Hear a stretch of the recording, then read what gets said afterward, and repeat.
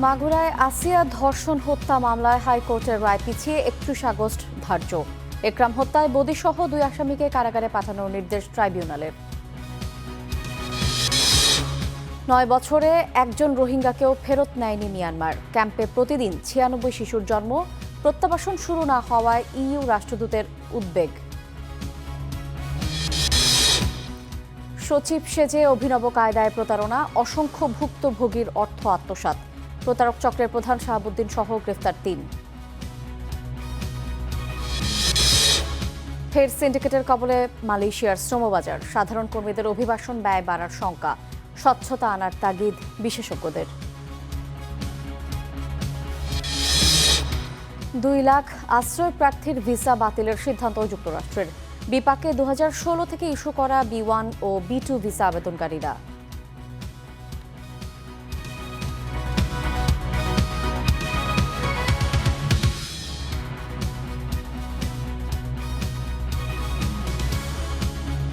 স্বাগত স্টার নিউজে। আপনাদের সঙ্গে আছি আমি শায়লা রহমান ইমা।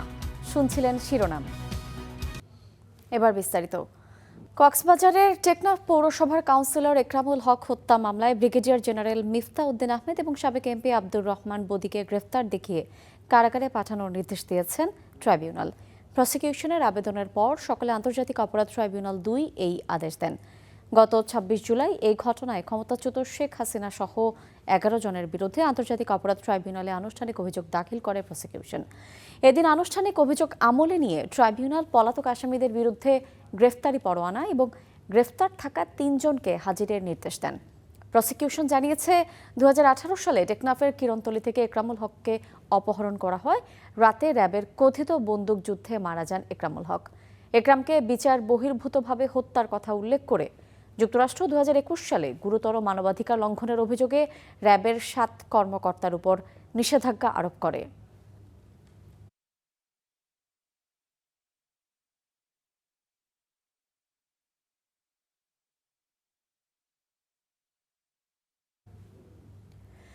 নয় বছরে একজন রোহিঙ্গাকেও ফেরানো যায়নি নিজ ভিটায়।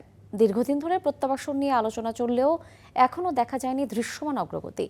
রোহিঙ্গা নেতাদের অভিযোগ, নানা টালবাহানায় প্রত্যাবাসন প্রক্রিয়া বারবার পিছিয়ে দিচ্ছে মিয়ানমার সরকার। 2017 সালে মিয়ানমারের রাখাইন রাজ্যে সহিংসতার মুখে বাংলাদেশে আশ্রয় নেয় লাখ লাখ রোহিঙ্গা। এরপর পেরিয়ে গেছে প্রায় 9 বছর। এই সময় তালিকা যাচাই বাছাই ও দ্বিপাক্ষিক আলোচনা হয়েছে বহুবার। 2 দফা প্রত্যাবাসনের উদ্যোগও নেওয়া হয়েছে, কিন্তু এখন পর্যন্ত একজন রোহিঙ্গাও মিয়ানমারে ফিরতে পারেনি। বাংলাদেশ অলওয়েজ রেডি আছে রিপার্টিশন প্রসেসরে মমিকাল জেরো ফরওয়ার্ড করি বললা। আমার ওইখানে একদিন যাবে কাটছিল, আমি এখানে 9 বছর থাকছি। আমার 9 বছরে ওই একদিনের সময় হবে না। লং টাইম পর্যন্ত বাংলাদেশের মাঝে রিফিউজি হিসেবে তাকে যা ঘুরেও দেন অনেককে আসানো রাখে। এরই মধ্যে বদলে গেছে রাখাইনের বাস্তবতা। বড় একটি অংশ এখন আরাকান আর্মির নিয়ন্ত্রণে।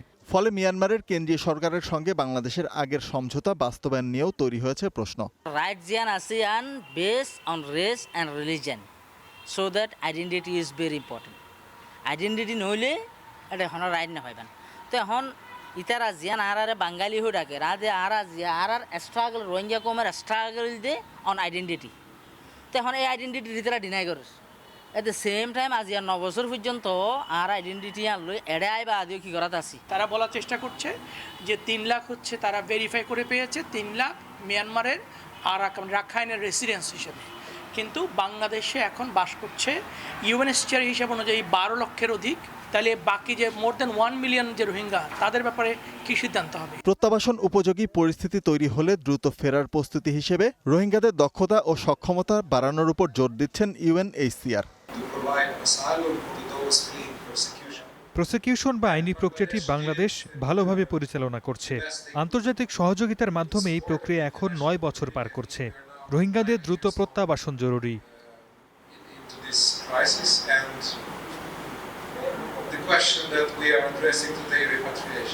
বিশেষজ্ঞরা বলছেন, দীর্ঘস্থায়ী এই সংকট মোকাবেলায় দরকার দীর্ঘমেয়াদী পরিকল্পনা। পাশাপাশি ভবিষ্যৎ সংকট সামাল দিতে বাংলাদেশের প্রয়োজন একটি জাতীয় শরণার্থী নীতিমালা। Desk report, star news. সচিবালয়ে কথা বলছেন তথ্যমন্ত্রী, আমরা সরাসরি যাচ্ছি সেখানে। করাপ্টেড, এটা আরও কঠিন ব্যাপার, where the system is been corrupted completely গত 17 বছরে। সো আপনাদেরও আমাদেরকে সহযোগিতা করতে হবে যাতে করে আমরা ভালো করে করি। আপনি তো নিউজ করতেই পারেন, আজকে বাংলাদেশে 4,500 ইউনিয়ন আছে, 4,500 ইউনিয়নে 9টা করে ওয়ার্ড হলে 36,000 ওয়ার্ড আছে, 36,000 ওয়ার্ডেই কোথাও না কোথাও কোনো না কোনো পেটি ক্রাইম হচ্ছে।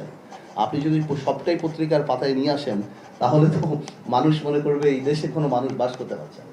তো আমাদেরও যেমন দায়িত্ব, অবশ্যই আপনারা আমাদের সমালোচনা করবেন বস্তুনিষ্ঠ, সেটা কোনো কিছু না, বাট এটা মাথায় রাখবেন যে এটা কোনো স্বাভাবিক সময় আমরা সরকারের দায়িত্বে আসেনি। আমরা গ্লোবালিও যদি আপনি মনে করেন বা এমনিও বাংলাদেশে যে 17 বছর যে সিস্টেম ছিল, সব কিছু মিলিয়ে আমরা প্রচণ্ড একটা সেন্সিটিভ টাইম পার করছি। এবং আমি have to understand we have the same bureaucracy, সেটাও মাথায় রাখতে হবে। I am not saying bureaucracy আমাদেরকে সাপোর্ট করছে না, এইটা না, বাট মাথায় রাখতে হবে যে ওইভাবেও কিন্তু একটা ধারা হয়ে আসছে। যে আমরা নিজেরা আজকে বসে বিটিভির সাথে কথা বলছিলাম যে আমাদের প্রথম রিকোয়েস্টই ছিল আমার আর মাননীয় প্রতিমন্ত্রী যে আমাদের ছবি কিভাবে কম দেখানো যায়।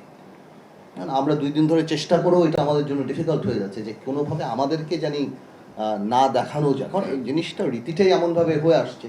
সো আমার মনে হয় ইনশাল্লাহ we are in a process. তো আমার বিশ্বাস আপনারা সাথে থাকলে, দেশের মানুষ সাথে থাকলে আমরা ঠিক মতো এগিয়ে যাবো। প্রশ্নের জবাব এটাতে একটু অ্যাড করতে চাই আমি। হ্যাঁ প্লিজ প্লিজ। আমাদের সহকর্মী আপা যে প্রশ্নটা করলেন, আমার মনে হয় গণমাধ্যমের যে স্বাধীনতাটা এখন আছে, অতীতের চেয়ে সবচেয়ে বেশি স্বাধীনতা এখন আমরা গণমাধ্যমে দেখছি। আমরা কিন্তু সবচেয়ে বেশি, আমরা কিন্তু এটার প্রতিফলন নিউজে কিন্তু কখনো আমরা দেখি নেই যে কোথাও লেখা আছে যে গত 6 মাসে গোয়েন্দা সংস্থার কোনো ব্যক্তি গণমাধ্যমে ফোন করেননি। আমরা কখনো দেখিনি যে 6 মাসে কোনো গুম হয় না এবং বিচার বহির্ভূত সরকারের মদদে হত্যাকাণ্ডের ঘটনা ঘটেনি। 9 বছরেও রোহিঙ্গা প্রত্যাবাসন না হওয়ায় উদ্বেগ প্রকাশ করেছেন ইউরোপীয় ইউনিয়নের রাষ্ট্রদূত মাইকেল মিলার। সকালে ঢাকা বিশ্ববিদ্যালয়ে মিট দ্য অ্যাম্বাসেডর আয়োজনে এই উদ্বেগ প্রকাশ করেন তিনি। এ সময় মাইকেল মিলার জানিয়েছেন, রোহিঙ্গাদের স্বেচ্ছায় শান্তি এবং মর্যাদাপূর্ণ প্রত্যাবাসন চায় ইউরোপিয়ান ইউনিয়ন।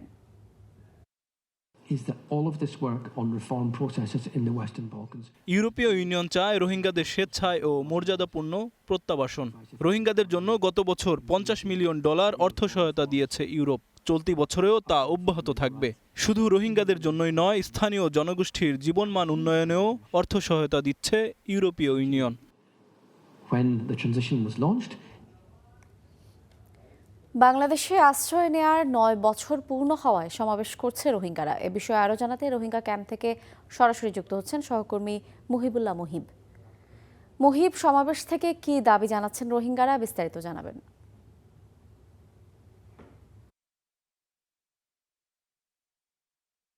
আগে এই সমাবেশটি শেষ হয়েছে, সকাল 9টা থেকে এই সমাবেশ শুরু হয় এবং অল্প কিছুক্ষণ আগে এই সমাবেশটি শেষ হয়েছে। মূলত 2017 সালের পর থেকে বাংলাদেশে আশ্রয় নেওয়ার প্রায় 15 লাখ রোহিঙ্গার 25শে আগস্টকে তাদের গণহত্যা দিবস হিসেবে পালন করে থাকেন।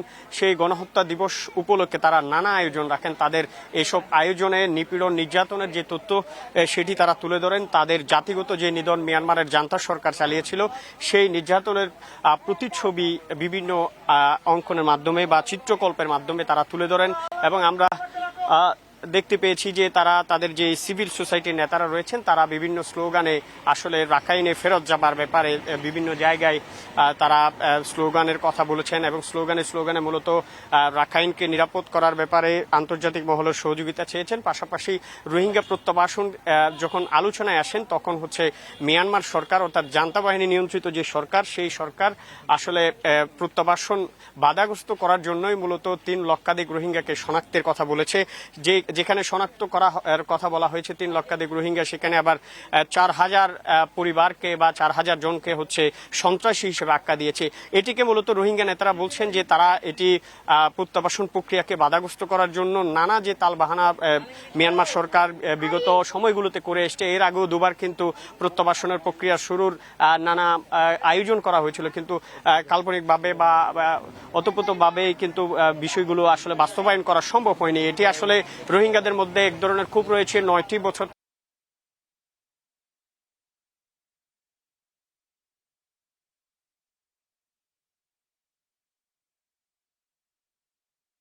থেকে তাদের নিজ দেশ আরকান অর্থাৎ রাখাইন রাজ্যে ফেরত যেতে চান। রাখাইন কখনো মিয়ানমার নিরাপত্তা দিতে পারবে না, বা আরকান আর্মি যেহেতু নন স্টেট পার্টি, তারাও চাইবে যে আসলে রোহিঙ্গাদেরকে আসলে সেখানে ফেরত না নিয়ে কিভাবে তারা রাখাইনের নিয়ন্ত্রণ নিতে পারে সেটি নিশ্চিত করবে, এবং সেটির জন্য আসলে আরকান আর্মি রোহিঙ্গা মুসলিম লীগ নামে RML নামে একটি কমিটি গঠন করার প্রক্রিয়া শুরু করেছে বলে এটি আসলে রোহিঙ্গারা বলছেন যে সেখানকার যারা জিম্মি হয়েছেন তাদেরকে জিম্মি করে মূলত আরকান আর্মি আন্তর্জাতিক মহলকে ধোঁকাবাজির মাধ্যমে একটি ভুল তথ্য সম্প্রসারণের জন্য এই মুসলিম লীগ রোহিঙ্গা মুসলিম লীগ গঠন করছে বলে রোহিঙ্গা নেতারা জানিয়েছে। সমাবেশ থেকে পরিশেষে তারা বলেছে যে তারা কোনো মতেই আসলে রোহিঙ্গা ক্যাম্পে থাকতে চান না, বাংলাদেশে আশ্রয় থাকতে চান না, তারা তাদের নিজ দেশে ফেরত যেতে চান। সেজন্য তারা মোনাজাত করেছে। ইমা, এ ছিল আমার কাছে রোহিঙ্গা ক্যাম্প থেকে রোহিঙ্গাদের মহাসমাবেশের সর্বশেষ। মুহিবা, আপনাকে ধন্যবাদ। দর্শক, আমরা সরাসরি যুক্ত ছিলাম কক্সবাজারের রোহিঙ্গা ক্যাম্পে। রাজধানীর মগবাজারে জামায়াতে ইসলামের কেন্দ্রীয় কার্যালয়ে আগামী 5 September Dhaka Chattogram long march নিয়ে সংবাদ সম্মেলনে বিস্তারিত জানাচ্ছে 11 দলীয় ঐক্য। সরাসরি যাচ্ছে সেখানে। সাংবাদিক বন্ধুগণ, প্রিয় দেশবাসী, আমরা আমাদের দেশবাসীর সহযোগিতা চাই। বিশেষ করে 5ই সেপ্টেম্বর শনিবার সকাল 7টায় আমরা ঐতিহাসিক বহু আন্দোলনের স্মৃতি বিজড়িত শাপলা চত্বরে সমবেত হয়ে সেখান থেকে চট্টগ্রামের আরেক সকল আন্দোলনের সূতিকাগার লালদিঘির ঐতিহাসিক ময়দানে আমরা গন্তব্যে পৌঁছানোর উদ্দেশ্যে যাত্রা আমরা শুরু করব শাপলা চত্বর থেকে। পথে পথে এই বিশাল মহাসড়কের দুই দিকের সমস্ত জেলা, থানা, উপজেলা, গ্রাম, ইউনিয়ন, ওয়ার্ড সমস্ত মানুষের, জনসাধারণের সহযোগিতা এবং দোয়া আমরা কামনা করছি। এবং আমাদের বহর যাত্রা করবে শাপলা চত্বর থেকে। পথে পথে যে জেলাগুলো আমরা অতিক্রম করব তার 9টি জেলা এবং মহানগরী শাখার জামাত ইসলামীর নেতৃবৃন্দকে আমরা আজকে সকালে ঢাকার কেন্দ্রীয় কার্যালয়ে আহ্বান করেছিলাম। সে বৈঠক আমাদের এখনও চলছে। জামাতের এই 9টি শাখা একেবারে ঢাকার পরে নারায়ণগঞ্জ থেকে শুরু করে মুন্সিগঞ্জ, কুমিল্লা, ফেনী, তারপরে একে একে এসে আপনার চট্টগ্রামের মহানগরী জেলা সংশ্লিষ্ট 9টি শাখাকে আমরা অন্তর্ভুক্ত করে তার আমির নেতৃবৃন্দ, ইসলামী ছাত্র শিবিরের নেতৃবৃন্দ, শ্রমিক নেতৃবৃন্দ সকলেই সকাল 10টা থেকে এই লং মার্চ প্রস্তুতির বৈঠক এখনও চলছে। আমরা সেই বৈঠক থেকে নেতৃবৃন্দ আপনাদের সামনে উপস্থিত হয়েছি। সেখানে এই অভিযানের অন্তত 6-7টি পয়েন্টে আমাদের নেতৃবৃন্দ পথসভা করবেন, শীর্ষ নেতৃবৃন্দ। সেই সব পথসভা সফল করা, এই বিরাট লং মার্চের যে কাফেলা চলবে সেখানে 1000-এর ঊর্ধ্বে গাড়ি এই লং মার্চে সংযুক্ত থাকবে ইনশাআল্লাহ কমপক্ষে। আর পথে পথে তো নানান গাড়ি যুক্ত হতে থাকবে, হাজার হাজার, যেটার কোনো পরিসংখ্যান হয়তো এক্ষুনি আমাদের কাছে নেই, তখনও হয়তো থাকবে না। স্বতঃস্ফূর্ত জনগণ আমাদের এই কাফেলা ইনশাআল্লাহ যোগ দেবে। লং মার্চের নিরাপত্তা, লং মার্চের যাত্রীদেরকে সুশৃঙ্খলভাবে এই যে সকাল 7টায় শুরু আর রাত 10টা-11টাকে লালদিঘিতে সমাপ্ত হবে, এই লং টাইমে কি কি সমস্যা মুখোমুখি আমরা হতে পারি সেগুলো বিস্তারিত গাইডলাইন এখন দেওয়া হচ্ছে।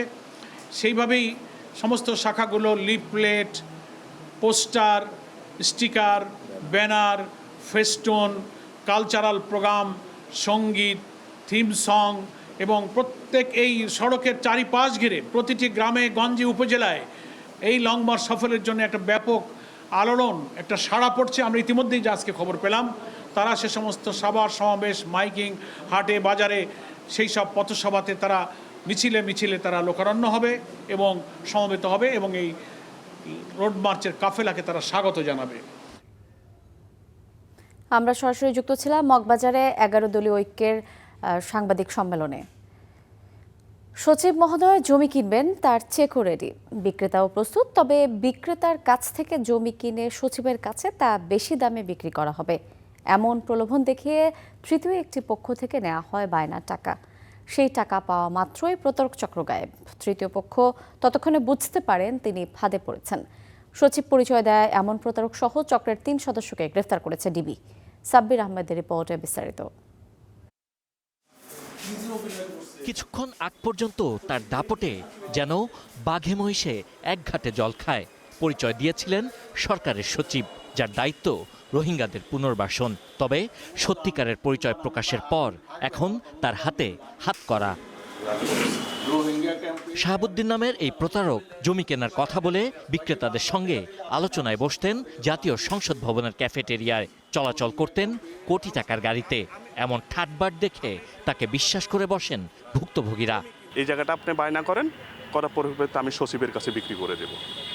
তো আমার কথা হচ্ছে, যেহেতু সচিবের কাছে আরও আমরা 40-50 লাখ টাকা বিক্রি করে দেবে, এই ধরনের একটা প্রলোভন দেখাইছে।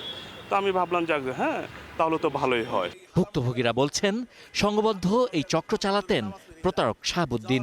আসল সচিব আমাকে ভিতরে নিয়ে গেছে, আবার ওই যে রোহিঙ্গা ক্যাম্পে যায় বাসান ট্যাগ এই বলে, যেমন বিশ্বাসের মতোই তো করছে। আবার বাইজাবান থাকে, এই যে এনে 34% জায়গার মধ্যে কারখানা করবো, ব্যাটারি কারখানা। পুলিশ জানায় প্রতারণাকালে রাজধানীর ধানমন্ডি থেকে হাতে নাতে শাহাবুদ্দিন ও তার সহযোগীকে গ্রেপ্তার করেন তারা। পরে আশুলিয়া থেকে তাদের আরেক সহযোগী মোফাজ্জল হোসেন দেওয়ানকে গ্রেপ্তার করা হয়। পরবর্তীতে দাম ফিক্সড করার পরে 2 দিন পরেই যে লোক ভিকটিম, যে লোকটা তার টার্গেট করে নিয়ে যায়, তাকে একটা প্রস্তাব দেয় যে ভাই একটা কাজ করি, আমরা এইভাবে তো একটা লাভ পাবো, ঠিক আছে, কিন্তু আমরা যদি জায়গাটা বায়না করে ফেলি তাহলে কিন্তু আমরা আরও বেশি লাভ পাবো, এর 2 গুণ 3 গুণ আমরা লাভ পাবো। তখন ওই লোকটারে বলে যে আমি কিছু টাকা দিই, আপনি কিছু দেন, দিয়ে আমরা আগে বায়না করে ফেলি, যে রেজিস্ট্রির আগে বায়না করলে জায়গাটা আমাদের হয়ে গেলো। আমরা তখন এই দালালি করে যে টাকা পাবো, আমি তো স্যারের কাছে সরাসরি টাকা নিতে পারবো না, বায়না করে নিলে আমরা প্রায় অনেক টাকা পাবো। তখন বায়না করতে গিয়ে সে 2 থেকে 3 লাখ টাকা দেয় অথবা 5 লাখ টাকা দেয়, আর যে ভিকটিম ব্যক্তি তার কাছে মোটা অংশের টাকাটা আসেনি। গোয়েন্দারা বলছেন অসংখ্য ভুক্তভোগীর অর্থ আত্মসাৎ করেছে এই চক্র। মানে এই প্রতারণার কোনো ডকুমেন্টসও থাকে না নর্মালি। এই বায়নার যে কাগজটা, এটা হাবিব সাব্বির যে নাম ধারণ করে তার কাছে রেখে দেয়। এই চক্রের বাকি সদস্যদের ধরতে চলছে অভিযান। Sabbir Ahmed, star news, Dhaka. সিন্ডিকেটের কবলে পড়তে পারে মালয়েশিয়ার শ্রমবাজার, এমন আশঙ্কা জানিয়ে জনশক্তি রপ্তানিকারকদের অনেকেই বলছেন এতে সাধারণ কর্মীদের মালয়েশিয়া যাওয়ার খরচ বেড়ে যেতে পারে। অভিবাসন বিশেষজ্ঞরা বলছেন মালয়েশিয়ায় জনশক্তি রপ্তানিতে স্বচ্ছতা আনতে আরও বেশি রিক্রুটিং এজেন্সিকে তালিকাভুক্ত করা জরুরি। বিস্তারিত জানাচ্ছেন ইমতিয়াজ আহমেদ। দেশে এই মুহূর্তে সরকারি নিবন্ধিত রিক্রুটিং এজেন্সির সংখ্যা 2851টি। তবে মালয়েশিয়ায় কর্মী নিয়োগের ক্ষেত্রে দেশটির সরকারের সেন্ট্রালাইজড ম্যানেজমেন্ট সিস্টেমে কর্মী পাঠানোর জন্য মাত্র 25টি এজেন্সির একটি তালিকা প্রকাশ করা হয়েছে। সীমিত সংখ্যক এজেন্সিকে তালিকাভুক্ত করার ফলে প্রশ্ন উঠছে অভিবাসন ব্যয় বাড়ার বিষয়ে। বিষয়টি নিয়ে পাল্টাপাল্টি অবস্থানে জনশক্তি রপ্তানিকারকদের সংগঠন বাইরার সদস্যদের। এই সীমিত সংখ্যক লাইসেন্সের নেওয়ার ক্ষেত্রে কিছু সুবিধা ও অসুবিধা দুইটাই থাকে। তা বড় সুবিধা হচ্ছে যে এখানে অসুস্থ প্রতিযোগিতা এটা কিন্তু কমে যায়। যখন সকল লাইসেন্স ব্যবসা করতে যাবে তখন কিন্তু এত প্রতিযোগিতা যেটা অভিবাসন ব্যয় কিন্তু বেড়ে যাবে। সিন্ডিকেশন হয় অতিরিক্ত টাকার জন্য, এবং যে সিন্ডিকেট করা মানে হচ্ছে কর্মীদেরকে অতিরিক্ত টাকা দিতে হবে। প্রত্যেক কর্মী প্রতি যে পরিমাণ টাকা সিন্ডিকেট ফি হিসেবে দিতে হবে, তাতে বোঝা যাচ্ছে আগের চেয়ে অভিবাসন খরচ অনেক বেড়ে যাবে। সেটা আমরা সাসপেক্ট করছি এটা 7-8 লাখ টাকা পর্যন্ত চলে যেতে পারে। গুটি কয়েক ব্যক্তি এবং গোষ্ঠীর কাছে মানে তাদেরকে বরাদ্দ দেওয়াটা, এটা কোনোভাবেই গণতান্ত্রিক সরকারের কাছে আমরা প্রত্যাশা করি না। তবে অভিবাসন বিশেষজ্ঞরা বলছেন সীমিত সংখ্যক রিক্রুটিং এজেন্সিকে তালিকাভুক্তির পুরনো সিন্ডিকেট প্রথারই নতুন সংস্করণ, যা এখাতে স্বচ্ছতা নিশ্চিতে বাধা তৈরি করবে। এত বড় বাজারকে 25 জনের একটা টিম এটা সমাধান করতে পারবে বলে মনে করি না, এবং এই 25 জনের যে তালিকা করা, এটার মধ্যে স্বচ্ছতা আছে বলে একটা সন্দেহ আছে। সে কারণেই আমি মনে করি উন্মুক্ত রাখা উচিত এবং মূল্যটা নির্ধারিত করে দেওয়া উচিত। আর অভিবাসন ব্যয়টা নির্ধারণ করে দিতে হবে, ব্যাপকভাবে প্রচার করতে হবে। দুটো দিক থেকে উপকৃত হব আমরা, অপচয় হবে না এবং অন্যায্যভাবে বাংলাদেশের টাকা দেশের বাইরে যাবে না। আওয়ামী লীগ সরকারের সময় মালয়েশিয়ার জনশক্তি রপ্তানি ক্ষেত্রে বাংলাদেশের 101টি রিক্রুটিং এজেন্সির মধ্যে সীমাবদ্ধ ছিল, জানিয়ে সে সময় দেশি বিদেশে নানা সমালোচনার জন্ম হয়। Imtiaz Ahmed, star news, Dhaka. গ্রামীণ সড়ক 1.5 মিটার চওড়া করা শিখতে জাপান অথবা কোরিয়া যেতে চান প্রকৌশলীরা। খুলনায় সড়ক উন্নয়নে এমনই অদ্ভুত আবদার জুড়ে দেওয়া হয়েছে প্রকল্পে। সরকারের নিষেধাজ্ঞা আর তিরস্কারের পরও আগের সংস্কৃতিতেই আছেন আমলারা। তাদের অদ্ভুত এই আবদারের খরচ হবে ৩ কোটি টাকা। বিস্তারিত জানাচ্ছেন মাহাবুল ইসলাম। খুলনা বিভাগে ৩ থেকে ৩.৭ মিটার গ্রামীণ সড়ককে ৫.৫ মিটারে উন্নীত করা হবে। এই কাজ শিখতে জাপান কিংবা দক্ষিণ কোরিয়া যেতে চান স্থানীয় সরকার প্রকৌশল অধিদপ্তরের প্রকৌশলীরা। যদিও বিদেশ না গিয়েই এমন উন্নয়ন কাজ ভুরি ভুরি করেছেন তারাই। এমনকি খুলনায় ১০ মিটার চওড়া বিভিন্ন মহাসড়ক তৈরিতেও বিদেশ গিয়ে শেখার কোনো আবদার করেননি অন্য প্রকৌশলীরা। খুলনা বিভাগে গুরুত্বপূর্ণ উপজেলা ইউনিয়নের সড়ক উন্নয়নে প্রায় ৪,০০০ কোটি টাকার প্রকল্প হাতে নেওয়া হচ্ছে, যা ২০২৬-২৭ অর্থ বছরের এডিপিতে নতুন প্রকল্প হিসেবে রাখা হয়েছে, যেখানে জুড়ে দেওয়া হয়েছে বিদেশ গিয়ে প্রশিক্ষণের এমন অদ্ভুত আবদার। শুধু বিদেশ প্রশিক্ষণই নয়, ডিজাইন সুপারভিশন, পরামর্শকের জন্য ২২.৫ কোটি টাকা, ১.৫ কোটির সম্মানী, ৩ কোটির মণিহারি সহ বিলাসী সব প্রস্তাবও আছে এতে। সয়েল এস্টাবলিশন আপনার কাজ করে, জাপান কাজ করে, সাউথ কোরিয়া কাজ করে। সয়েল এস্টাবলিশন মূলত সয়েল যেগুলো আছে এটা নিয়ে 7 বা 7 একটা ছোট শর্ট কোর্স হবে আর কি।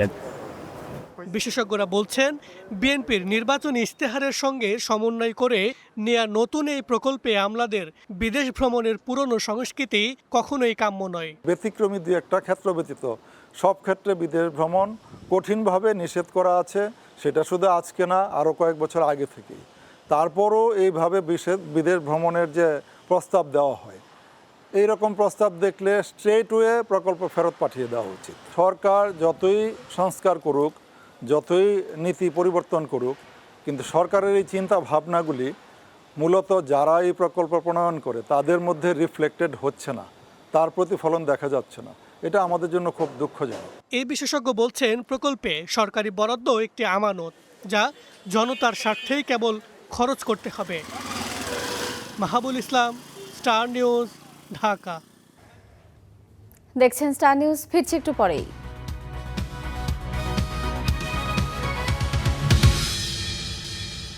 দেখছেন স্টার নিউজ।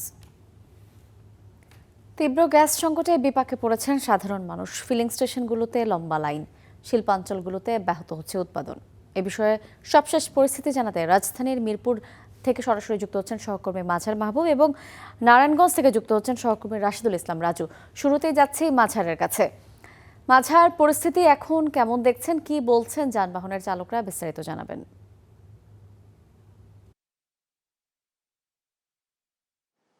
পরিস্থিতি ঘুরে ফিরেছি আগের মতোই। মিরপুর দারুস সালামের যেই সিএনজি ফিলিং স্টেশনে আমি দাঁড়ানো আছি, আমি যদি একটু দেখাই, এই পুরোটাই কিন্তু সিএনজির 3 হুইলারের হচ্ছে দীর্ঘ লম্বা লাইন, এবং যেটা ঘুরে একেবারে প্রায় গাবতলী টার্মিনালের দিকে, বাস টার্মিনালের দিকে প্রায় 0.5 কিলোমিটার লম্বা হবে হচ্ছে এই গাড়ির দীর্ঘ লম্বা লাইন। তো এই গাড়িগুলো ঘুরে ফিরে আসলে দীর্ঘ সময় অপেক্ষা করে এখান থেকে তারা সিএনজি গ্যাস নিচ্ছেন।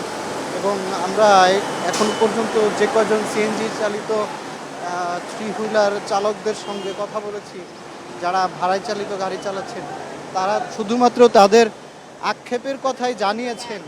কারণ একজন এগিয়ে আসছেন, উনি কথা বলতে চাচ্ছেন। আসসালামু আলাইকুম।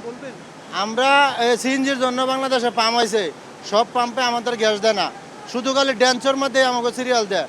সোহাগ আছে, শাহনাজ আছে, ওটির মধ্যে কোনো সিরিয়াল দিতে। কতক্ষণ লাগছে এই পর্যন্ত আসতে? এই পর্যন্ত 40 মিনিটের মতো লাগছে। আর কয় টাকার গ্যাস পান? ওখান তো প্রেশার কম, গ্যাস পাওয়া যায় না। 100 টাকার 120 টাকার গ্যাস ঢুকে। কয় ঘন্টা চলে? এটা দেওয়া মনে করেন 2-2.5 ঘন্টা চলবো। কয় টাকা কামাইতে পারে? 400-500 টাকা 600 টাকা মারার পরে তার মধ্যে আবার জমা কত? জমা 1200 টাকা। তার মানে অবস্থা ভালো না। মালিকে কোনো 1 টাকাও জমা কম নেয় না। আধা বেলা আমরা গ্যাসের থেকে ওখান তো একটু 2 দিন ধরে কম। এই কয়দিন গেছে হাফ বেলা আমরা বসে রয়েছি সিরিয়ালে, আর হাফ বেলা গাড়ি চালাইছি, মালিকে কোনোদিন জমা কম নেয় না। সবারই কি একই অবস্থা? সবারই একই। আপনারা যারা 3 হুইলার চালাইতেছেন, হ্যাঁ, সবাই একই অবস্থা। আসলে যারা ভাড়ায় চালিত গাড়ি চালাচ্ছে তাদের মানে আয় রোজগারের পথ অনেকটাই কমে এসেছে, আয় রোজগার কমে এসেছে, যার কারণে তারা একেবারেই মানে দুর্বিষহ অবস্থায় তারা বলছেন, এবং এই যে পরিস্থিতি চলছে খুব শিগগিরই তারা এর সমাধান চাচ্ছেন। মাঝার আপনাকে ধন্যবাদ। এবার আমরা যাচ্ছি নারায়ণগঞ্জের রাজুর কাছে। রাজু, নারায়ণগঞ্জের শিল্প কারখানায় গ্যাস সংকটের প্রভাব কতটা পড়ছে এবং আবাসিকের কি অবস্থা সে বিষয়েও জানাবেন।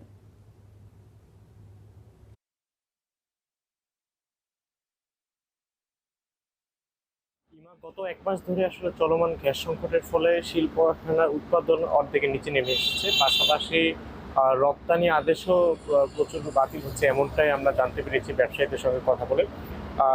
বিশেষ করে গত কয়েকদিন আগে এক জরুরি সভার আয়োজন করে বিকেএমই কর্তৃপক্ষ, সেখানে সাংবাদিকদের এক জরুরি সংবাদ সম্মেলনের আয়োজন করে, যেখানে বলা হয় যে তারা সরকারের প্রতি ছয়টি দাবি তারা করেন। পাশাপাশি একই সঙ্গে যে গ্যাস সংকট যে নিরসন করতে দ্রুত যেন সরকার ব্যবস্থা নেয় সেই তাগিদ তারা দিয়েছেন। একই সঙ্গে তারা আরেকটি বিষয় তারা জানিয়েছেন যে এই যে চলমান গ্যাস সংকট এটি আসলে অব্যাহত থাকলে তাদের আগামীতে আরও কারখানা বন্ধ হয়ে যাওয়ার শঙ্কা তৈরি হয়েছে। এরই মধ্যে গত 1 মাসে প্রায় 300 কারখানা বন্ধ রয়েছে, এমনটাই তারা জানিয়েছেন। এর পাশাপাশি আসলে শিল্প কারখানাগুলো আসলে টিকিয়ে রাখাটা একদিকে যেমন কষ্টকর হয়ে দাঁড়িয়েছে, একই সঙ্গে শ্রমিকদের আসলে বেতন বুঝিয়ে দেওয়াটা তাদের জন্য অনেকটা চ্যালেঞ্জিং বিষয় হয়ে দাঁড়িয়েছে। তাই দ্রুত তারা এই সমস্যার সমাধান চান। পাশাপাশি ঢাকা, চট্টগ্রাম এবং ঢাকা নারায়ণগঞ্জের যে লিঙ্ক রুটটি রয়েছে, পাশাপাশি যে ফিলিং স্টেশনগুলো রয়েছে, এগুলিতে আসলে আমরা লক্ষ্য করেছি অন্যান্য দিনের তুলনায় আজ যানবাহনের চাপ কিছুটা কম রয়েছে, তবে গ্যাসের চাপ কিন্তু আসলে বাড়েনি। এখনও স্বাভাবিক সময় যেখানে 200 থেকে 220 PSI গ্যাস চাপ থাকে, আর বর্তমানে যেখানে 80 থেকে 100 PSI চাপ রয়েছে। এর ফলে আসলে অর্ধেকের নিচে চাপ কম থাকার কারণে যারা চালক রয়েছেন তাদের আসলে গ্যাস পেতে একদিকে হিমশিম যেমন খেতে হচ্ছে, তেমনই অনেক কর্মঘণ্টাও নষ্ট হচ্ছে। এটিও তারা দ্রুত আসলে সমাধান চান এবং এইভাবে আসলে জীবিকা নির্বাহ করা অনেকটাই কঠিন হয়ে দাঁড়িয়েছে, এমনটাই তারা জানিয়েছেন। ইমা, এই ছিল আমার কাছে নারায়ণগঞ্জ থেকে সবশেষ তথ্য। রাজু, আপনাকে ধন্যবাদ। দর্শক, রাজধানী এবং নারায়ণগঞ্জ থেকে গ্যাস সংকটের খবর জানাচ্ছিলেন সহকর্মীরা। এদিকে সার সংকটে আমন ধানের আবাদ নিয়ে বিপাকে পড়েছেন চাষিরা। ডিলারদের দুয়ারে দুয়ারে ঘুরেও পাওয়া যাচ্ছে না কাঙ্ক্ষিত সার। অল্প পরিমাণে পাওয়া গেলেও বাড়তি মূল্য নেওয়ার অভিযোগ রয়েছে। এদিকে পর্যাপ্ত মজুদ আছে দাবি করে সারের দাম বেশি নিলে ব্যবস্থা নেওয়ার হুঁশিয়ারি দিচ্ছে কৃষি বিভাগ।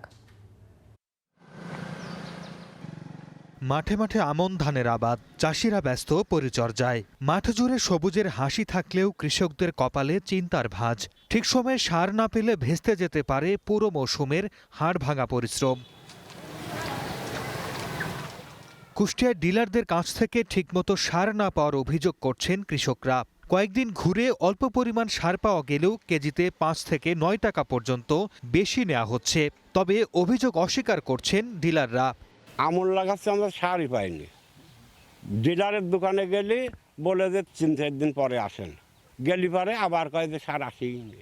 আমার ঢ্যাপ হচ্ছে সরকারি 150 টাকা, সেই ঢ্যাপ কিন্তু আমার 2500-2019 টাকা কিনতে হয়, পটাশ কিনতে হয় 2100 টাকা দিয়ে। সার সবগুলো অ্যাভেলেবেল আছে, নন ইউরিয়াটা একটু কম দেওয়া হচ্ছে আর কি, যাতে তারা পর্যায়ক্রমে মানে সুষম সারটা ব্যবহার করতে পারে। এ বিষয়ে জানতে কৃষি সম্প্রসারণ অধিদপ্তরে গিয়ে কর্মকর্তাদের পাওয়া যায়নি। ফোনে যোগাযোগের চেষ্টা করেও মেলেনি সাড়া। জয়পুরহাটেও ন্যায্য মূল্যে সার না পাওয়ার অভিযোগ কৃষকদের। ইউরিয়া, টিএসপি, এমওপি ও ডিএপি সার চাহিদা মতো মিললেও বস্তা প্রতি 2 থেকে 300 টাকা বেশি নিচ্ছেন ব্যবসায়ীরা। খালি বাগালে সার দেয় না, সার নাই, আবার 1-1.5 টাকা বেশি দিবা চাইলে সার দেয়। চাহিদার তুলনায় আমাদের অনুমোদিত প্রাপ্যতা অনেক কম, সে কারণে সময় মতো কৃষকের দ্বার প্রান্তে সার সরবরাহ কিছুটা বিঘ্নিত হচ্ছে। কৃষি অফিস বলছে, আগস্টে ৯,৭৪১ মেট্রিক টন সারের চাহিদার বিপরীতে উত্তোলন করা হয়েছে ৫,২১৬ মেট্রিক টন। পর্যাপ্ত মজুদ থাকার দাবি করে সারের দাম বেশি নিলে ব্যবস্থা নেওয়ার হুঁশিয়ারি দিয়েছেন উপপরিচালক।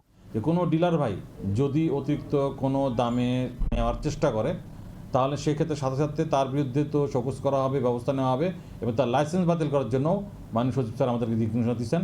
এই জন্য আমরা মাঠ পর্যায়ে অত্যন্ত কঠোর অবস্থানে আসি। আমি ডিলার ভাইদের অনুরোধ করবো তারা যেন কোনো অতিরিক্ত দামে সার বিক্রি করার চেষ্টা করে, এবং কৃষক ভাইদের বলবো তারা যেন অতিরিক্ত সার না কেনে, যদি তাদেরকে দাম বেশি চাই তারা যেন আসাতে আমাদেরকে অবহিত করে। আগস্ট মাসে জয়পুরহাটে চাহিদা অনুযায়ী ৯,৬৫১ মেট্রিক টন সারের বরাদ্দ মিলেছে বলে জানায় কৃষি বিভাগ। সর্দার মোহাম্মদ আরিফ, স্টার নিউজ।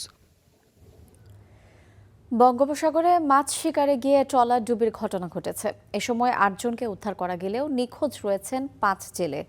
তারা জানিয়েছেন ৪ দিন আগে বরগুনার পাথরঘাটা থেকে ১৩ জন জেলে সহ এফবি বরকত নামে একটি ট্রলার সমুদ্রে মাছ শিকার করতে যায়। পরবর্তীতে সমুদ্রের মধ্যে মাছ শিকারের উদ্দেশ্যে ট্রলারটি নোঙর করে রাখেন জেলেরা। এ সময় বৈরী আবহাওয়ায় সাগরে উত্তাল ঢেউয়ে হঠাৎ ট্রলারটি ডুবে যায়। পরে ট্রলারে থাকা ১৩ জেলের মধ্যে ৮ জেলে সাঁতারে নিকটবর্তী অন্য আরেকটি ট্রলারে উঠতে পারলেও বাকি ৫ জেলে নিখোঁজ হন। এদিকে বঙ্গোপসাগরে মাছ ধরতে গিয়ে ভোলার ১ জেলে নিখোঁজ হয়েছেন।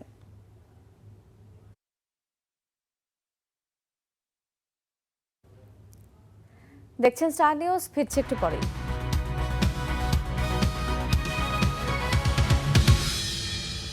দেখছেন স্টার নিউজ। আন্তর্জাতিক প্রসঙ্গ।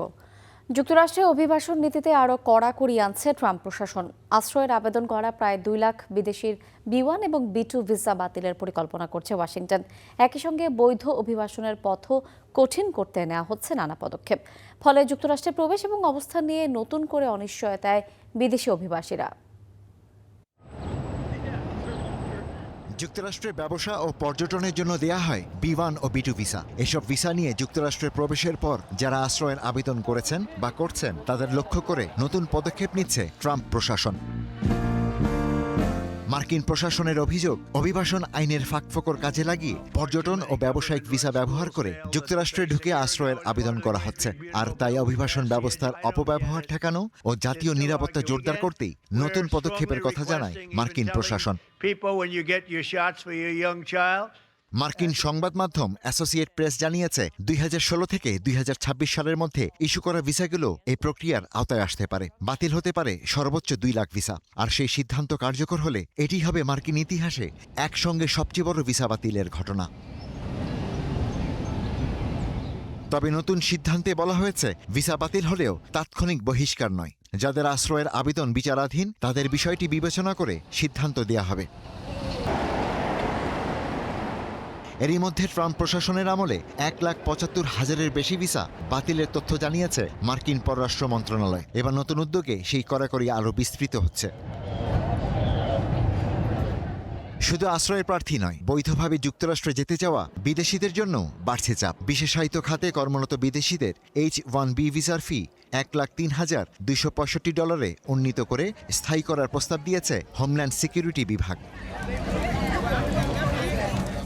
তবে মানবাধিকার সংগঠনগুলোর অভিযোগ, এতে বৈধ অভিবাসনও কঠিন হয়ে পড়ছে এবং ক্ষুণ্ণ হচ্ছে অভিবাসীদের অধিকার।